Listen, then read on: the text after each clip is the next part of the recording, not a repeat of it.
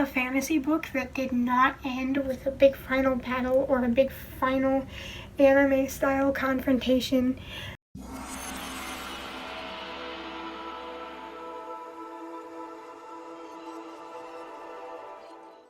Welcome back to another book review. Now today we are going to be talking about the second book to an ebook series I've been reading, Legend: A Celestial Academy Book 2.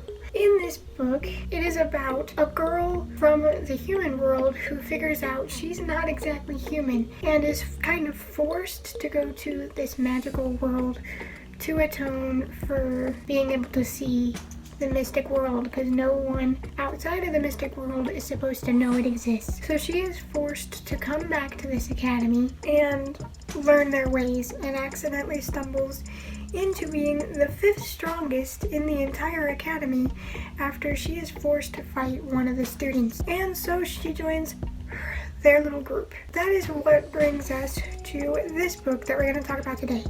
Now, I honestly figured out why I was stuck in a reading slump, and it was because I actually really enjoyed the first book, yet I wasn't letting myself read it because it was an ebook, and for some reason in my mind, ebooks don't count as a reading, especially if it's not a traditionally published book. I don't know why I thought that. I'm getting over that and getting back into reading ebooks. So without further ado, let's talk about the characters.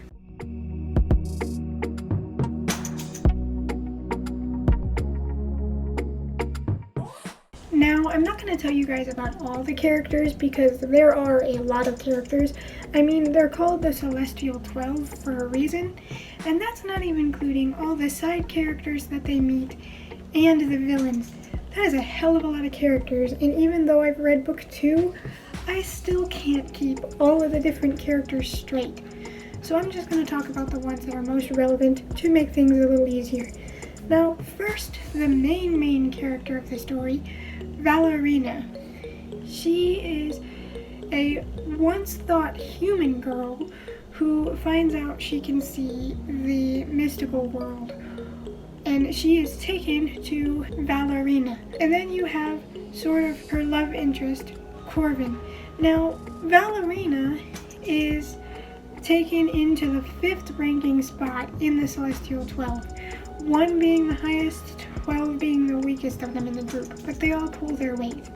And Corvin is the 1st in command, where Valerina is the 5th. He is a fire wielder, and he has the I'm a hot boy and I know it kind of attitude, and the bad boy of the group.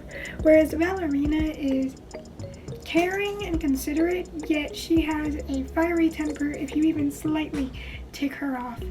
And in the review for the last one, I was a little harsh on her attitude as a character, but it has come to light in this book because the author of it is remaking all the books now that she's a little older. The author wrote these books when she was 12, so the immaturity of the main character makes a lot of sense because it was written by a 12-year-old. I don't know how much changes in the revised version because I don't have access to the new version, but I'm going to try to be a little nicer. And then you have the villains of this group, which are a demon who still possesses some of his humanity, Voland, and a spoiled little princess, Arvin? Baran? The names are so hard to remember. But what happens is, the Celestial 12 is finally brought out of the kingdom, and we see them dealing with that. So let's talk about that in the next section.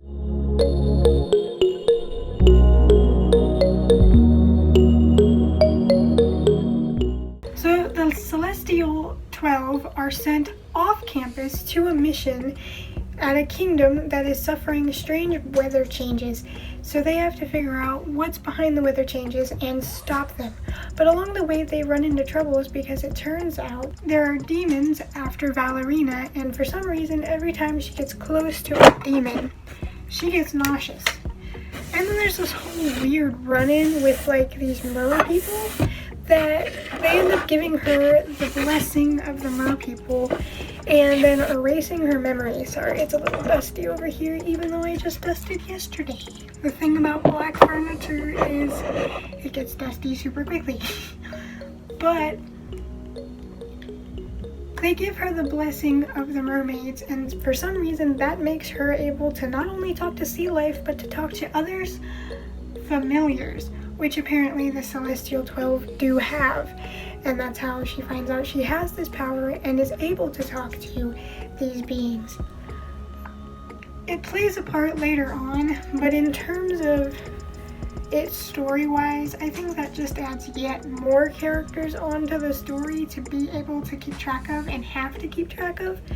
There are already so many characters with just the Celestial 12 alone and the villains, and then you add in the side characters, and now you have the familiars.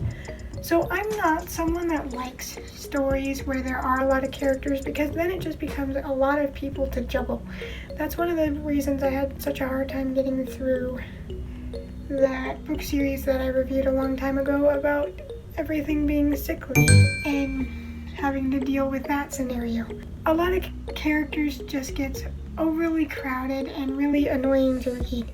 So I just focus on the ones that I mainly like. That doesn't mean I skip chapters, but it also leaves a thing where all of the characters become underwritten because you don't have enough time to spend on each character's backstory individually.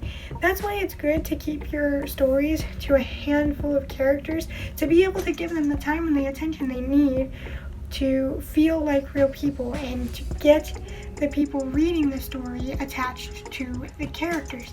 Because when you have so many, you're forced to pick and choose which ones you're able to give backstory to, leaving some of the characters feeling hollow or like they don't even need to be there, which is often what happens. And like I said, the person that wrote this story was apparently 12 when she wrote it, and she is currently going back and revising her books, so I don't want to be too harsh on her. But there are authors much older than her that fall into the trap of having too many characters in a story, and I hate to see it because I like the characters in the story, it's just none of them are able to be as fleshed out. Now, Valerina, we found out in the last book, is not a human. She's actually a Valerinian, or however you say it, which the name should have given it away for everybody. I'm just going to call her Val from now on because it's a mouthful. And then you have Corvin, who's the leader of the Celestial 12 and the bad hot guy of the group, who is always being snarky and like fighting with Valerina because they secretly like each other, yet none of them want to admit it. And as I said, after that whole hiccup with like her running into the mermaids and her getting the power to see the familiars, they end up erasing her memory and sending her on her way like nothing happened. And so they have to go to this village that is suffering these storms and figure out the cause of it, which they find out is a demon who is not completely soulless. The evil in him hasn't taken him over yet. So they think that this is going to be a whole big old fight and have to like kill him to stop him because this weather is hurting the kingdom. And so they end up getting captured by this demon and taken to the castle, where the lady of the castle decides that she likes Corvin and the other boys and treats them as guests while she throws the female members of the group into a jail cell because she's jealous of a spoiled brat.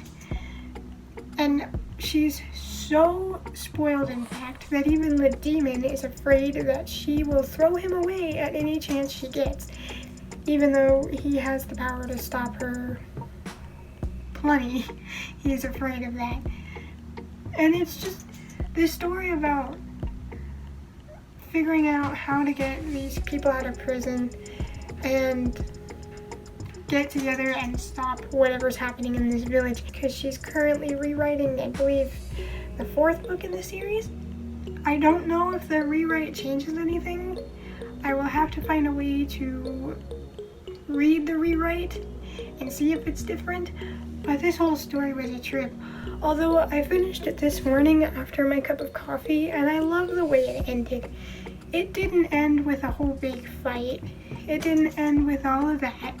And it was just kind of a story about this spoiled young girl realizing that she has this responsibility over the people of her kingdom, and because of her selfishness, her people have been suffering, and now she has to put it right and become the queen that she is, because this is her responsibility. And I thought it ended really nice. It was kind of refreshing to see a fantasy book that did not end with a big final battle or a big final anime style confrontation.